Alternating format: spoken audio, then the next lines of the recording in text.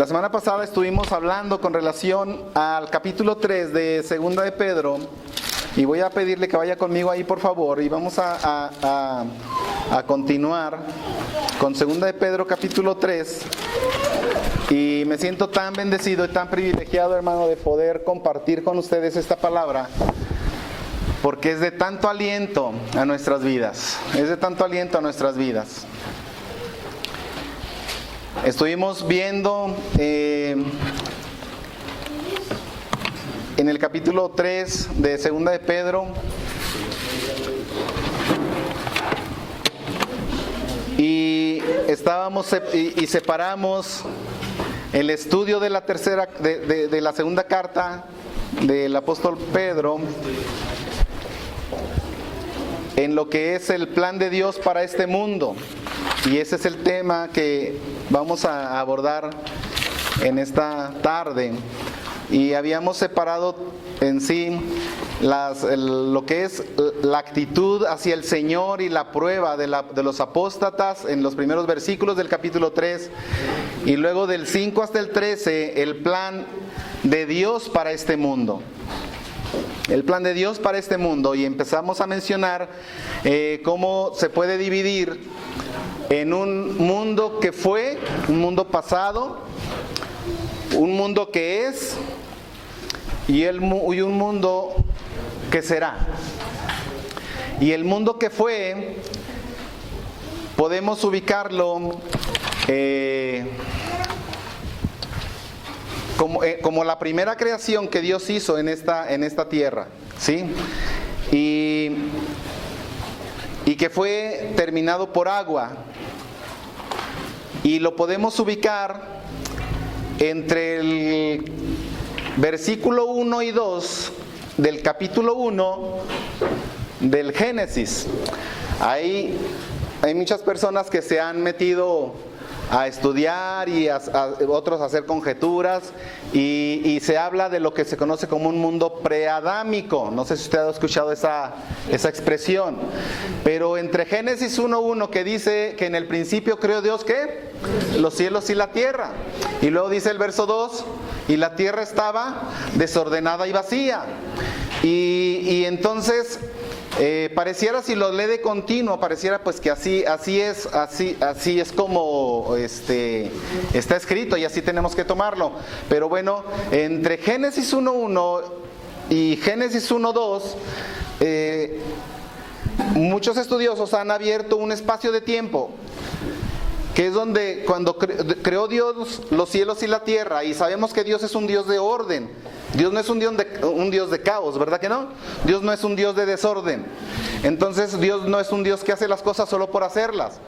Entonces Dios no creó la primera creación desordenada y vacía. Entonces hay muchos argumentos que respaldan la existencia de un mundo preadámico. Es decir, antes de que Adán existiera había una creación entre Génesis 1:1 y Génesis 1:2.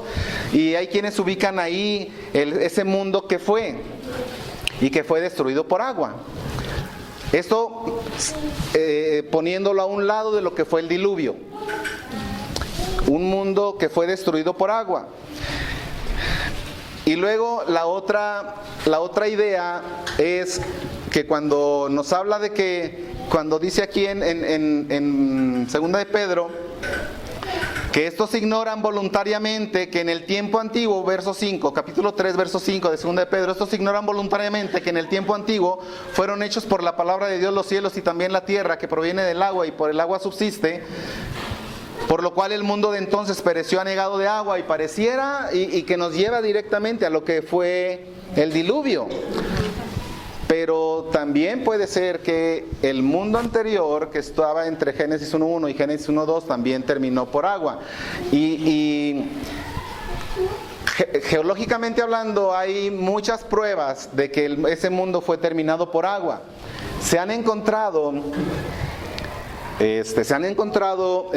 fósiles y conchas y cosas que existen solamente en el fondo del mar. Se han encontrado en las montañas más grandes donde nunca ha habido agua. Entonces hay pruebas ahí. Pero dice aquí el apóstol Pedro hablando a estos burladores que hablan en contra de la venida de Jesús, que hablan en contra de lo que del plan de Dios, que Dios hará con las cosas que existen ahora. Y les refuta el apóstol Pedro y les dice: ustedes ignoran voluntariamente, ustedes no saben, ustedes no se han puesto a pensar, no han estudiado que en el tiempo antiguo fueron hechos por la palabra de Dios los cielos y también la tierra, que proviene del agua y por el agua subsiste, por lo cual el mundo entonces pereció anegado de agua. Y entonces no tenemos mucho tiempo para hablar acerca de ese mundo preadámico. Ustedes han oído hablar, por ejemplo, y probablemente no es el tiempo de hablar de los dinosaurios, pero ¿usted cree que los dinosaurios existieron? ¿Por qué cree que los dinosaurios existieron? Pues porque ahí están las pruebas, ¿verdad? Están los huesos gigantes, están ahí, y ya de ahí que si eran de una manera, que si eran de otra, pues ahí está, o sea, sí existió esa parte de la creación. ¿Usted cree que los gigantes existieron? Pues sí, la Biblia nos habla de gigantes, han sido encontrados huesos, esqueletos de gente de esa estatura. Entonces, hay un mundo que fue y que fue terminado por agua. Y ahí está nuestro relato entonces, el relato conocido del diluvio, pero deje por ahí un espacio en su cabecita para que piense en ese mundo que pudo haber existido entre Génesis 1.1 y Génesis 1.2. Les recuerdo, Dios no es un Dios de caos, ¿verdad que no? Dios no es un Dios de caos, Dios es un Dios de orden. La tierra estaba desordenada y vacía y el Espíritu de Jehová se movía sobre la superficie del abismo. Entonces, Isaías, vaya conmigo a Isaías, por favor. Isaías, y bueno, esto nos habla un poco, no me voy a detener mucho ahí, pero Isaías capítulo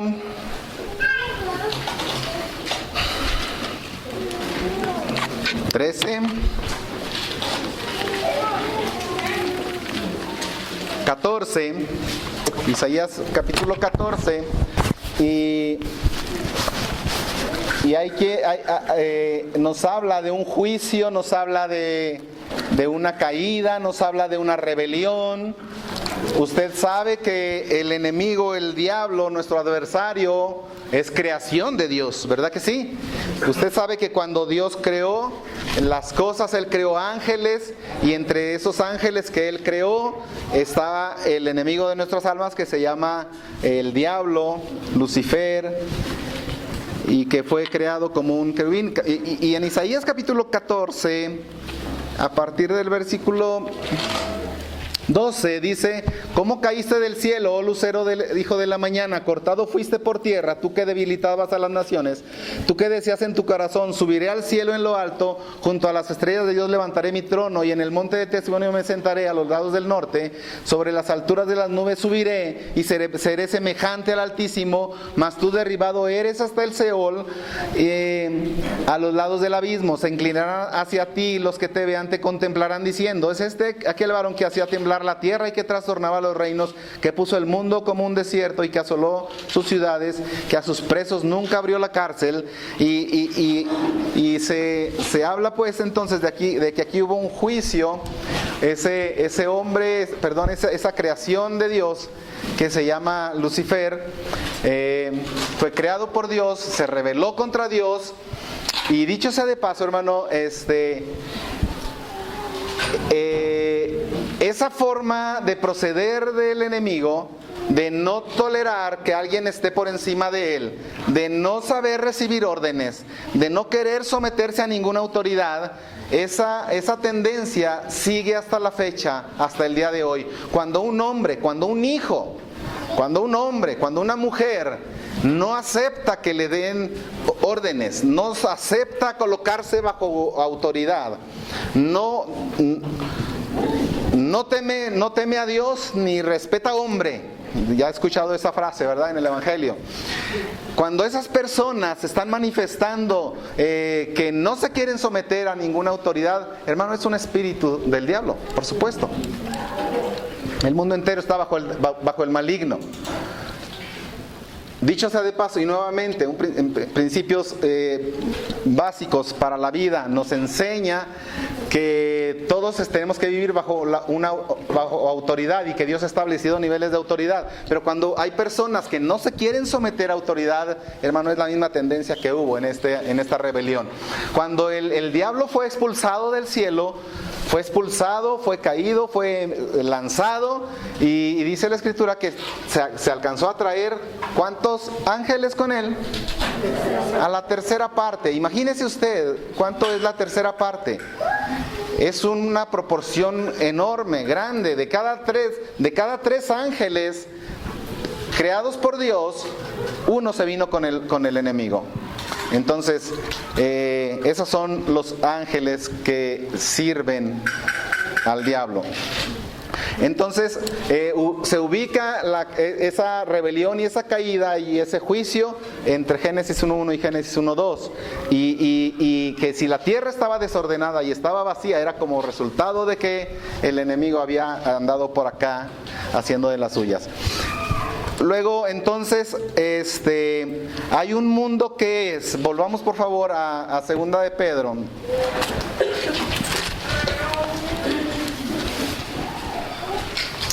Segunda de Pedro, capítulo 3, y seguimos, ahora dice,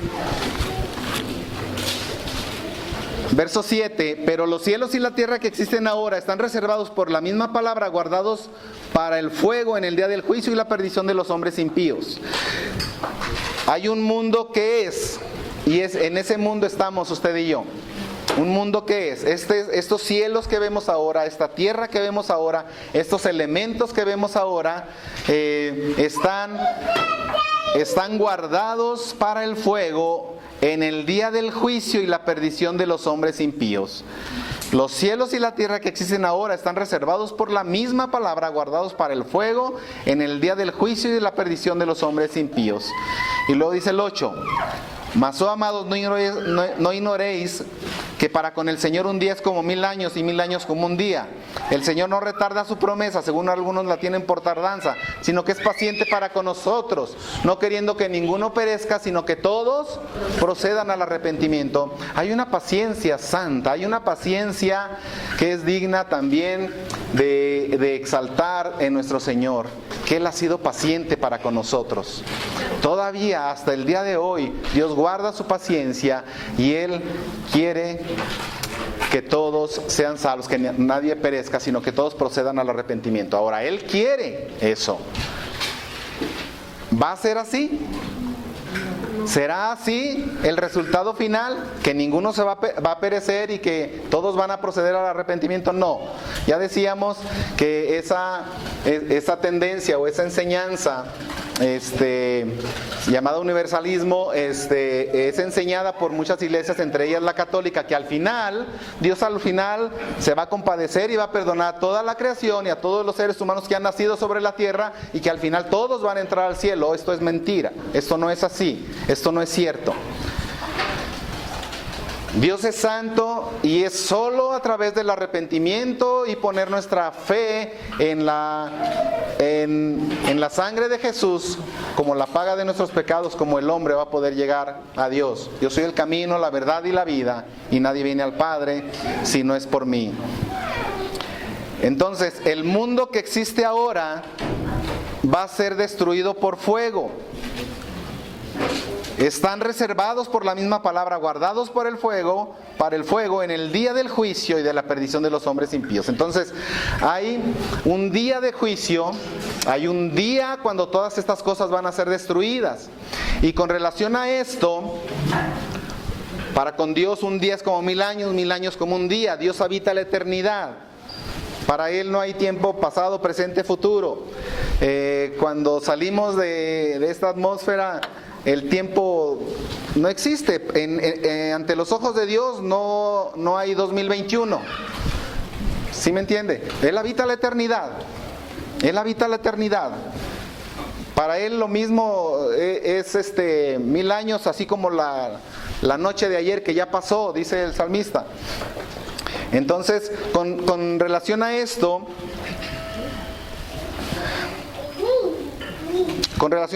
hay tendencias, gente que enseña con relación a esos 1000 años. Dice la Escritura en el verso 10, y ahorita voy a tocar solamente de pasada algunas tendencias con relación al milenio. Dice el verso 10, pero el día del Señor vendrá como ladrón en la noche, en el cual los cielos pasarán con gran estruendo, y los elementos ardiendo serán deshechos, y la tierra y las obras que en ella hay serán quemadas. Puesto que todas estas cosas han de ser deshechas, ¿cómo no debéis vosotros andar en santa y piadosa manera de vivir? Hermano, el tener conocimiento de estas verdades modifica su manera de ser. Si usted cree que lo que Dios está diciendo que va a ocurrir, si usted lo cree, esto debe traer un cambio en su conducta. Y aquí dice el apóstol Pedro, ¿cómo no debéis? O sea, ¿cómo se te ocurre no andar de esta manera? ¿Cómo se te ocurre andar perdiendo el tiempo viviendo de otra manera? Tu manera de caminar tiene que ser santa y piadosa manera de vivir. Cuando dice aquí que los elementos ardiendo serán deshechos, la palabra elementos debiera decir átomos. Cuando se descubrió la presencia del átomo en la materia, es una palabra compuesta. Átomo es una palabra compuesta. Alfa privativo, sin, o negativo, no se puede partir. Tomé es partir.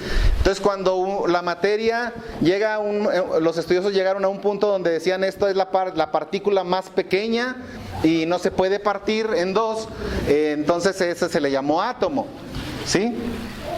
Ya después, con el tiempo, supimos que los científicos lograron dividir el átomo, ¿verdad que sí? Entonces ya no fue átomo, porque ya se pudo partir y vimos que hay protones, electrones, neutrones ahí, que están unidos. Para los que están en la escuela, están unidos por unos enlaces de alta energía, y que cuando se logra romper esos enlaces liberan una cantidad tal de energía que es destructiva. Por eso la bomba atómica. El hombre ha llegado a romper el átomo. El hombre ha llegado a romper el átomo. Pero los elementos, pues, ardiendo, la materia de la que está creado el mundo, esos elementos serán deshechos, separados. Y si ahorita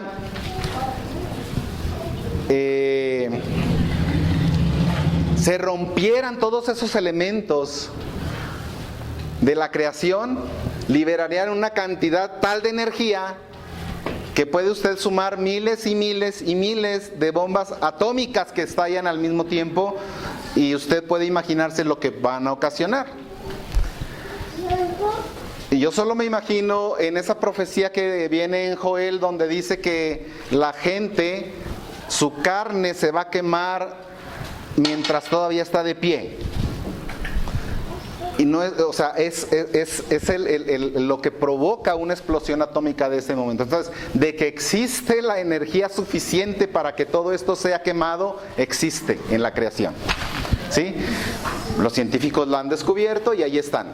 Pero estas cosas van a ser deshechas. Van a ser deshechas. ¿Cuándo va a pasar esto, hermano? ¿Cuándo va a pasar esto?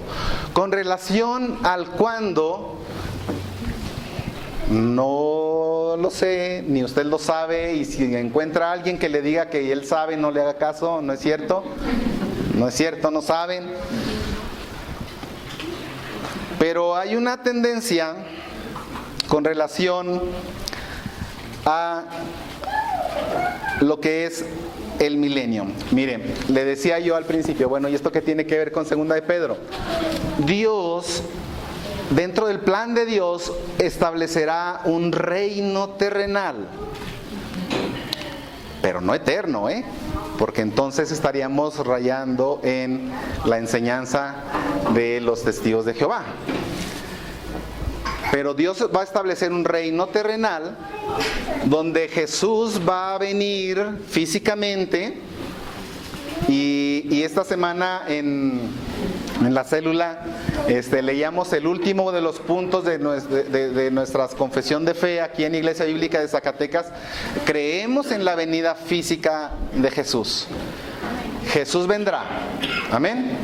Lo cantamos, nos gozamos en esa verdad y esperamos, anhelamos encontrarnos con Él cara a cara y verle a Él y estar unidos con Él y dice la Escritura, para recibir al Señor en el aire, y así estaremos por siempre con el Señor. Por siempre con el Señor, dice la palabra de Dios. Nos gozamos en esa verdad. El Señor Jesús vendrá y establecerá un reino terrenal que va a durar 1000 años. La época de oro de la creación. El mejor tiempo que la humanidad ha vivido será cuando Jesús reine en esta tierra. Hay características, y ahorita vamos a mencionar algunas de lo que va a caracterizar ese milenio. Esos 1000 años, la Biblia señala ese milenio, y hay algunas tendencias, solo las voy a mencionar con relación al milenio. Es una época gloriosa, y la palabra 1000 años viene en Apocalipsis capítulo 20, pero la expresión de 1000 años desde los primeros 7 versículos de Apocalipsis 20 se mencionan 6 ocasiones el término milenio.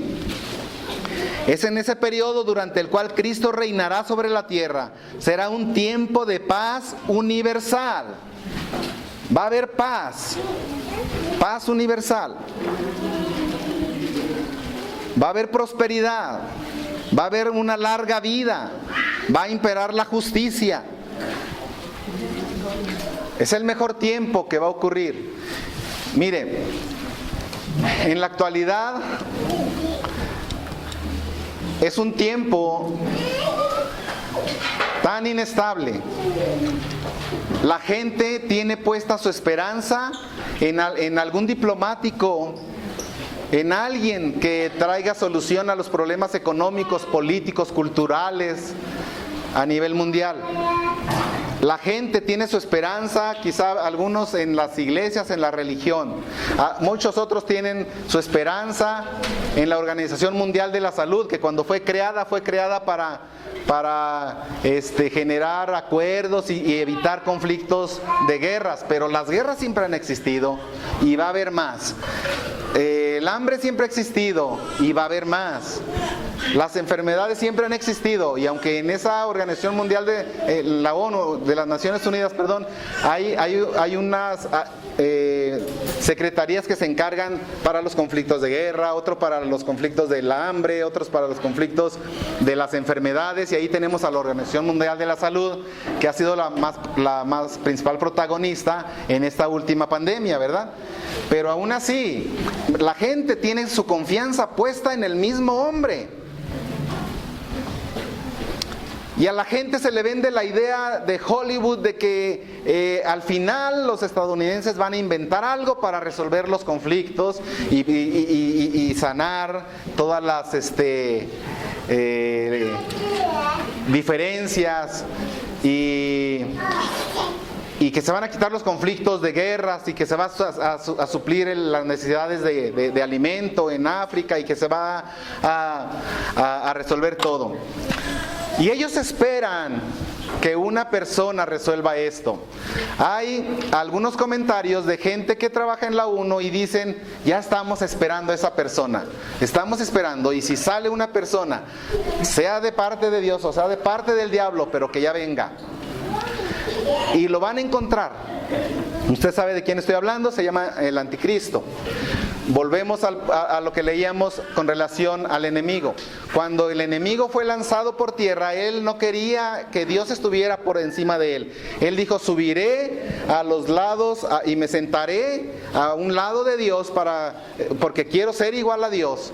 Entonces, ese anticristo, ese personaje va a surgir y va a salir y será la solución que la gente está esperando. Pero nuestros ojos no están esperándolo a él, ¿verdad que no? Nosotros esperamos el regreso glorioso de Jesús por su iglesia primeramente y luego físicamente posándose en esta tierra y estableciendo su reino milenial. El anticristo surgirá y traerá una paz mentirosa y resolverá todos los conflictos de guerra que hay en el mundo y resolverá los conflictos y los problemas de hambruna en la tierra y repartirá equitativamente y pareciera que decían, híjole, ¿por qué no había salido antes? ¿Dónde estaba? ¿Por qué no había venido? Mira, se acabaron los conflictos entre judíos y palestinos. Mira, se acabaron los conflictos de las guerras y las guerrillas en África. Se acabaron los problemas y las guerras en los terrenos de Rusia. Y se establece la paz. Y se resuelven los problemas de la salud. Y se resuelven los problemas económicos. Tan es así que se establece un solo gobierno mundial. La gente está esperando y cuando surja esa persona la van a recibir con los brazos abiertos. Pero dice la Escritura que el Señor no vendrá sin que antes venga la apostasía y se manifieste el hombre de pecado. Y ese es el hombre de pecado.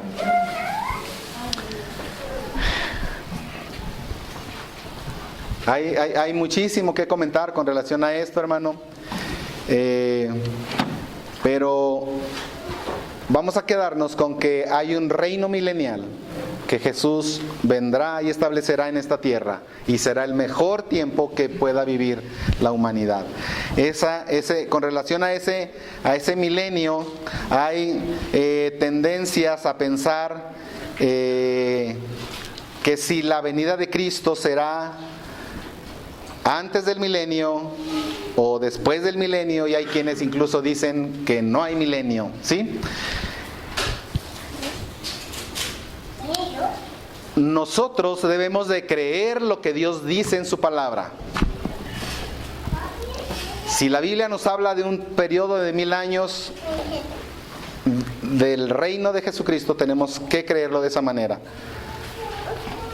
Así como creemos en el cumplimiento literal de las profecías acerca, todo lo que se escribió acerca de Jesús,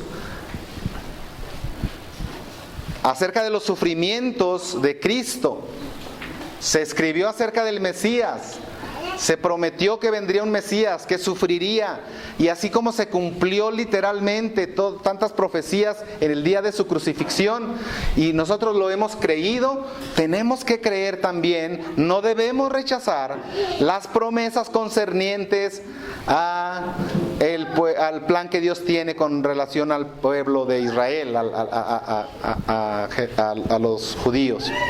Los grandes juicios del fin los hemos creído. El triunfo visible de Jesucristo sobre la tierra. A Jesucristo le ha sido prometido el reino de David su padre y eso se llevará a cabo. Debemos de creer también que los elegidos reinarán al principio con él sobre la tierra. Apocalipsis capítulo 5, capítulo 10, capítulo 20. Verso 4.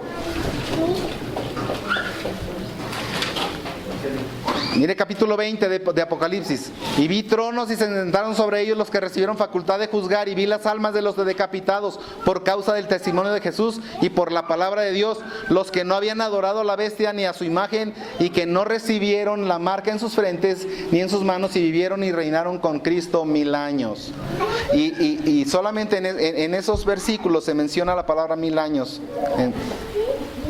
en varias ocasiones. Entonces, nosotros sabemos esto y sabemos que nosotros, antes de ser transportados a los nuevos cielos y nueva tierra, habrá un reinado milenial. Sí, un reino milenial. Hay una tendencia que enseña y se les llama postmilenialistas. Estos enseñan estos enseñan que la primera venida de Cristo y las conquistas del Evangelio han atado a Satanás, que ahorita ya está, ellos enseñan que ya Satanás ha sido atado. Y si usted y yo pensamos en esta cosa como verdad, en esta enseñanza como verdad, pues tendríamos que decir que lo ataron con una cadena muy larga, ¿verdad?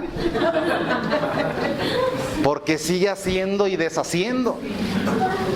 Los postmilenialistas enseñan que Satanás ya fue atado. Y que esto fue en la primera venida de Cristo y todo lo que el Evangelio y la Iglesia ha hecho. De modo que la humanidad está introduciéndose lentamente a esa edad de oro, a esa edad que está prometida, mediante la actuación de la Iglesia, y que Cristo solo va a venir para llevar a la Iglesia a la eternidad. Entre otras iglesias, la Iglesia Católica enseña esto. Por supuesto que no es así. Dicen que Satanás ya está atado. Hay otra tendencia que es el amilenialismo. Creen que no se debe esperar ningún reino visible de Cristo, que todas las promesas del Antiguo Testamento acerca del reino son o deben ser espiritualizadas en favor de la Iglesia. Ellos enseñan que no hay un porvenir nacional para Israel, que el pueblo de Israel ya dejó de ser y ahorita es como cualquier otro país en la tierra. Pero nosotros acabamos de mencionar que nuestro Dios, nuestro Jesús, no cambia. Él es el mismo ayer y hoy y por los siglos. Y si Él tiene promesas y si Él tiene un plan para los judíos, lo cumplirá. Él lo va a cumplir.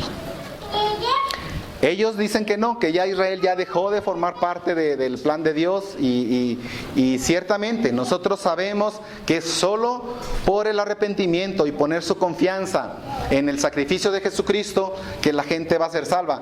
Esto no es diferente para con ellos. Ellos tienen que arrepentirse. Si un judío quiere ser salvo, ¿qué tiene que hacer? Arrepentirse de sus pecados. ¿Sí? Hay promesas que están por cumplirse con el pueblo de Israel. Nosotros sabemos que a los ojos de nuestro Dios, antes de que naciera la iglesia como tal, solamente había judíos y gentiles, ¿verdad que sí? El Antiguo Testamento solo nos habla de judíos y gentiles. ¿Quiénes eran los gentiles? Los que no eran judíos. Y Dios tenía formas de tratar para con los judíos y tenía formas de tratar para con los gentiles. Cuando nació la iglesia,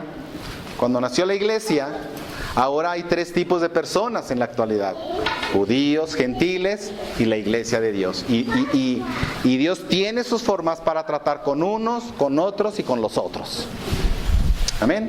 Usted y yo no somos judíos. Usted y yo en este momento y por la gracia de Dios no somos gentiles tampoco. Ahora somos llamados hijos de Dios. Y la iglesia de Jesucristo está conformada por todos aquellos hijos de Dios que por su gracia, por su elección, porque usted y yo fuimos elegidos por nuestro Dios, no por algo bueno que nosotros hayamos hecho, sino por su misericordia, fuimos hechos hijos de Dios. El amilenialismo, eso es lo que enseña. Ellos creen que todo lo que se dice aquí en Apocalipsis 20 del 1 al 7 con relación al milenio es un simbolismo del actual periodo de la iglesia. Ahora, hay otra tendencia, hay otra enseñanza que se llama premilenialismo. Y aquí enseñamos que Jesús vendrá antes del milenio. que Jesús vendrá antes del milenio. Y por supuesto, solamente basta ver las noticias y ver por la ventana y se va a dar cuenta que la humanidad ha fracasado y que ningún esfuerzo de las naciones ni de las iglesias puede conseguir el establecimiento del reino de Dios o la era de oro en el mundo. No hay quien pueda hacerlo, por más que se esfuerce, establecer un reino de Dios en este mundo. La venida de Jesucristo cumplirá el plan divino que fue aparentemente frustrado por la caída del hombre en el huerto del Edén. El Señor levantará su nombre en el juicio de los hombres impíos y de los pecadores. Habrá un juicio y Él los va a juzgar. Y también levantará su nombre y exaltará su nombre, y su nombre será glorificado cuando Él venga y establezca su reino terrenal en Jerusalén. Un reino terrenal con Cristo reinando desde Jerusalén. Y ese empieza el tiempo del milenio. Cristo vendrá antes del milenio. La iglesia no pasará por el periodo llamado tribulación, y empezamos a usar términos que son bien interesantes de estudiar, pero con relación a la tribulación, así como mencionamos ahorita, con relación al milenio, hay tendencias de que entonces el rapto de la iglesia, y ahí podemos mencionar que hay ahorita tendencias que enseñan que no existe tal rapto, que no existe tal arrebatamiento, que ni siquiera la palabra rapto viene en la Biblia. Pero sabemos que la iglesia será tomada. Dice nuevamente, tomando palabras de Jesús del Evangelio de Juan, capítulo 14, dice: si me fuere y os prepararé el lugar. Es decir, ese lugar que Jesús fue a preparar no está aquí en la tierra. Ese lugar está en otro lugar, en otra parte. Yo no sé dónde, pero Él fue a preparar lugar para vosotros. Y a mí lo que más me conmueve y me emociona es la misma palabra de Jesús cuando dice ahí mismo en Juan 14 y después en Juan 17: para que donde yo estoy vosotros también estéis. Jesús ora al Padre en Juan 17 y le dice: Padre, que donde yo esté también ellos estén, para que vean mi gloria, la gloria que me diste, que ellos puedan estar conmigo. Y sabemos que eso se va a cumplir, hermanos. Eso se va a cumplir. Con relación a la tribulación, hay quienes dicen que no habrá rapto. Hay otros dicen sí va a haber un rapto de la iglesia va a ser sacada de aquí del mundo y se va a encontrar con Jesús y todo lo demás, pero va a ser después de la tribulación. ¿Qué es la tribulación? Jesús la menciona como tribulación o gran tribulación. Hay quienes establecen una diferencia entre lo que es tribulación y gran tribulación, pero lo cierto es que cuando Jesús describe muy someramente las características de en Mateo 24, solamente dice tribulación como no la ha habido desde la historia de la humanidad. Y cuando leemos esto, usted piense en todas las calamidades que ha pasado la humanidad. Piense en el diluvio y no se compara. Piense en Sodoma y Gomorra y no se compara. Piense en la explosión de la bomba en Hiroshima y Nagasaki y no se compara. Piense en las guerras mundiales, no se compara. Piense en toda la muerte que causó el ébola, las enfermedades virales que han matado tanta gente, la misma peste negra. Y no se compara. Ahora tenemos el virus del SARS-CoV-2 y la gente se espantó y se resguardó en sus casas y pensó que hasta ahí no llegaba. Pues hasta ahí llegó el virus, donde tenía que llegar. Pero no se compara con ese periodo de la gran tribulación, como dice, tribulación como no ha habido. Entonces viene un tiempo de gran tribulación que va a tener una duración, según la profecía de Daniel, de 7 años. Y viene el número de días. Y hay quien piensa que Jesús viene antes de la tribulación, hay quien dice que Jesús viene a la mitad de la tribulación, y hay quien dice que Jesús viene después de la tribulación. Nosotros creemos que Jesús viene antes de la tribulación. Nosotros creemos eso. Y podemos quedarnos con la idea de que Jesús viene. Probablemente es más sano.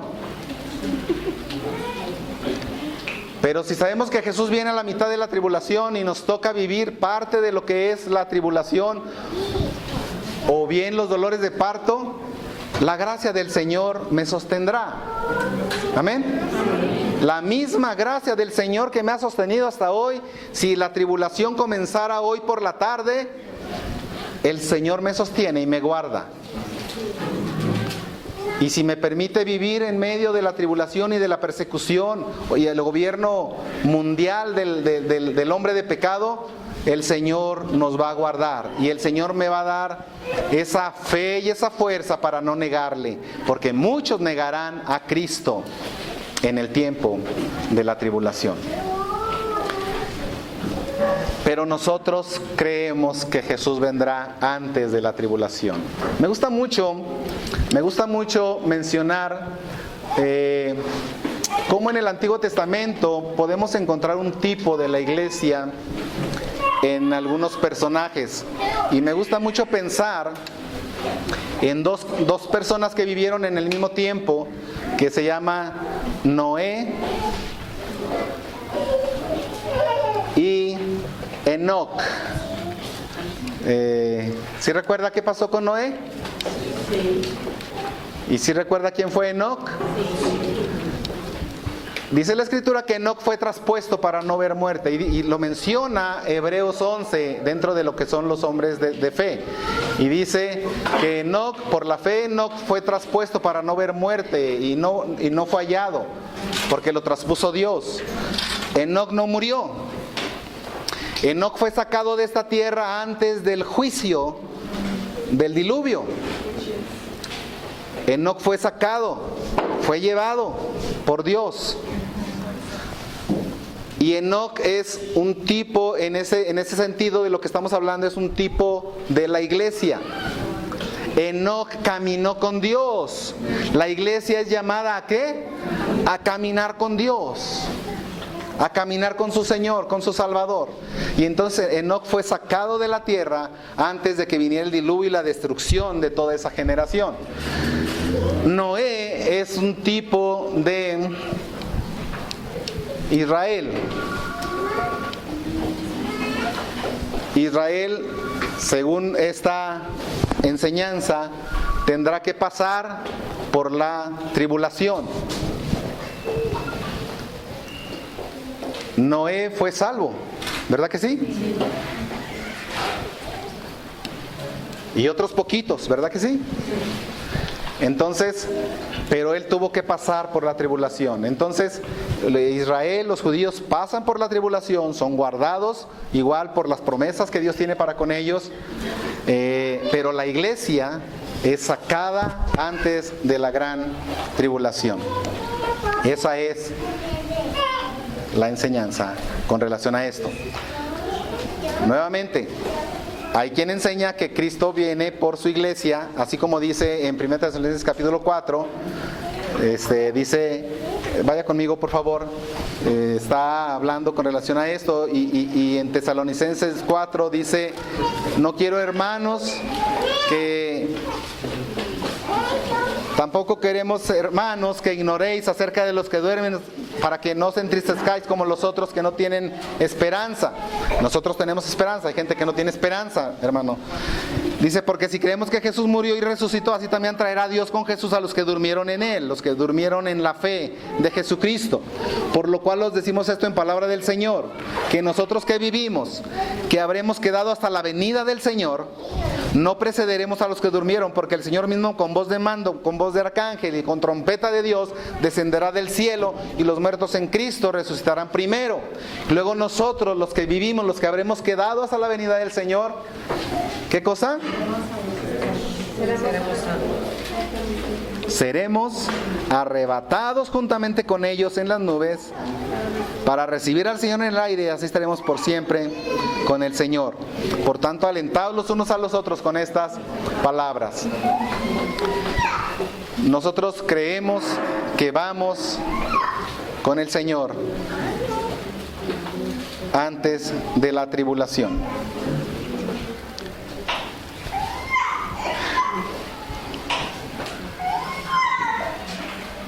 Le voy a mencionar algunas características del milenio. Número 1, Satanás será atado e impedido de seducir a las naciones. Ya no más. Y ahí sí el Señor lo va a atar con una cadena bien cortita. No lo va a dejar hacer nada. Está atado por 1000 años. ¿Sí?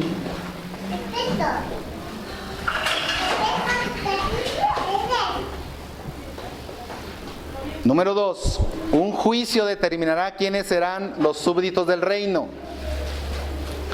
Número 3, los que han tenido parte en la primera resurrección, los jueces, los mártires, dice, de la tribulación reinarán con el Señor. Ya lo leímos en Apocalipsis 20, verso 4, verso 6, en Apocalipsis capítulo 2, 26 y 27. Este reino, número 4, este reino va a durar 1000 años. Número 5, por fin se establece la paz en esta escena.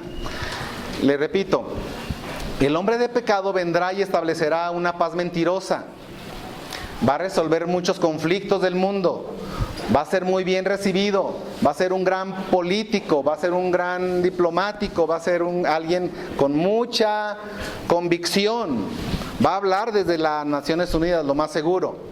Las plataformas están creadas para que ese hombre venga y establezca un reino mundial por 7 años.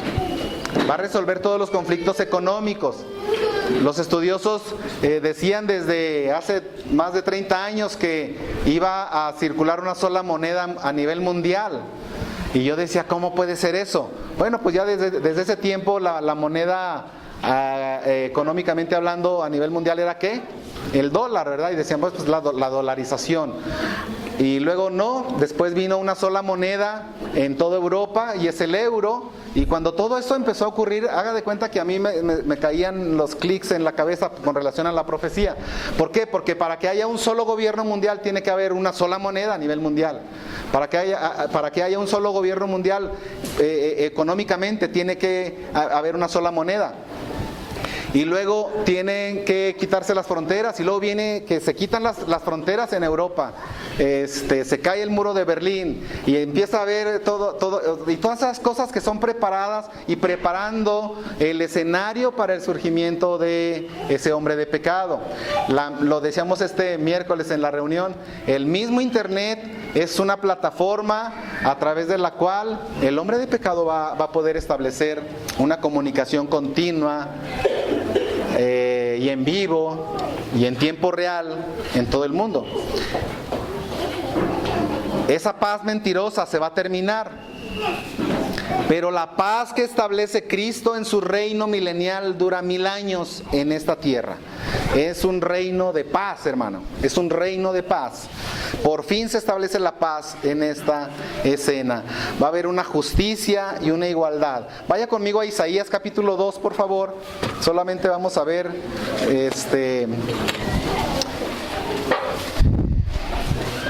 algunas características rápidas de lo que es ese reinado milenial. Isaías capítulo, ¿qué le dije? 2, dice la Escritura, lo que vio Isaías, hijo de Amós, acerca de Judá y de Jerusalén, acontecerá en lo postrero de los tiempos. ¿Cuándo? En lo postrero de los tiempos, que será confirmado el monte de la casa de Jehová como cabeza de los montes, y será exaltado sobre los collados, y correrán a él todas las naciones, y vendrán muchos pueblos, y dirán, venid y subamos al monte de Jehová, a la casa de Dios de Jacob, y nos enseñará sus caminos, y caminaremos por sus sendas, porque de Sión saldrá la ley, y de Jerusalén la palabra de Jehová. Y juzgará entre las naciones, y reprenderá a muchos pueblos, y volverán sus espadas en rejas de arado, y sus lanzas en hoces, y no alzará espada nación contra nación, ni se adiestran más para la guerra. Venido casa de Jacob, y caminemos a la luz de Jehová. Se establece la paz en esta tierra, en este mundo, en esos 1000 años. Va a haber justicia e igualdad. Capítulo 11 de Isaías. Capítulo 11 de Isaías. Y dice, saldrá una vara del tronco de Isaí, y un vástago retoñará de sus raíces, y reposará sobre él el espíritu de Jehová, espíritu de sabiduría, de inteligencia, espíritu de consejo, de poder, espíritu de conocimiento y de temor de Jehová, y le hará entender diligente, y le hará entender diligente en el temor de Jehová. No juzgará según la vista de sus ojos, ni arguirá por lo que oigan sus oídos, sino que juzgará con justicia a los pobres, y arguirá con equidad por los mansos de la tierra, y herirá la tierra con la vara de su boca, y con el espíritu de sus labios matará al impío. Va a haber un juicio para los impíos, y será la justicia cinto de sus lomos, y la fidelidad ceñidor de su cintura. Morará el lobo con el cordero, y el leopardo con el cabrito se acostará. El becerro y el león y la bestia doméstica andarán juntos, y un niño los pastoreará. La vaca y la osa pasarán, sus crías se echarán juntas. El león como el buey comerá paja. El niño de pecho jugará sobre la cueva del áspid, y el recién destetado extenderá su mano sobre la caverna de la víbora. No harán mal ni dañarán en todo mi santo monte, porque la tierra será llena del conocimiento de Jehová, como las aguas cubren el mar. Acontecerá en aquel tiempo que la raíz de Isaí, la cual estará puesta por pendón a los pueblos, será buscada por las gentes, y su habitación será gloriosa. Está hablando de ese reino milenial. Todavía estamos en el mundo actual, cielos nuevos, tierra nueva.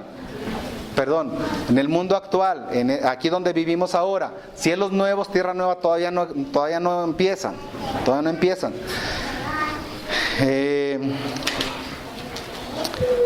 Los judíos convertidos, otra característica, vienen a ser los misioneros en la tierra. Al final del